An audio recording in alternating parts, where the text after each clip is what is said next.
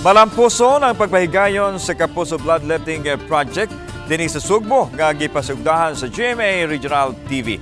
Makisayod ta sa detalye sa live report ni Nico Sereno. Nick.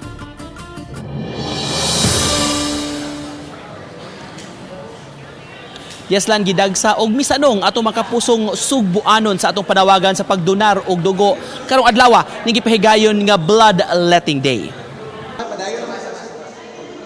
Mao pagani ang pagbukas sa mall pagka alas 10 sa buntag, taas na ang linya sa mga andam modonar sa ilang dugo. Nagkugi sa pag-fill up og form ang mga misanong sa panawagan aron makatabang sa mga nanginahanglan. Naglakip sa mga unipormadong personnel gikan sa PNP, AFP, labi ng Philippine Army ug taga-Philippine Navy, ingon man taga-BFP. Dunay mga sibilyan usab nga wa magpanuko nga makadonar og dugo. Ang volunteer nga si Kurt mo'y labing unang nakuhaan og bag sa dugo malipayon sa maong kalihukan. Blood is always an issue, man, when it comes to sa hospital ba.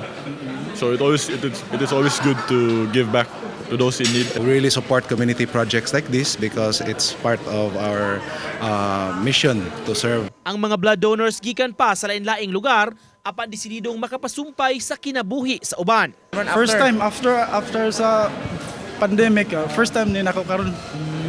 Anong kuan makasay murag desididong ka mo? Well, kay murag ang atong lawas ma-refresh man pud ba, malimpyo ang atong kaduguan. Samta ang pagtabang usab sa nanginahanglan mo itumong sa magtiayong sila si Miguelito ug Miguelita uban sa ilang anak nga si Megan sa pag-donate og dugo. Sa Red Cross lang. 30 plus na siguro nakadonate tanan. Yeah, na-encourage ng pud mi kay iyaha manggod makatabang pud sa uban ba nga nanginahanglan og dugo. Kay akong papa, nagtay-donate man siya og dugo, nya ganahan na sad ko mo donate. Nagpasalamat ang Philippine Red Cross sa mga kalihukang susama niini aron makahipo sila og mga bag sa dugo.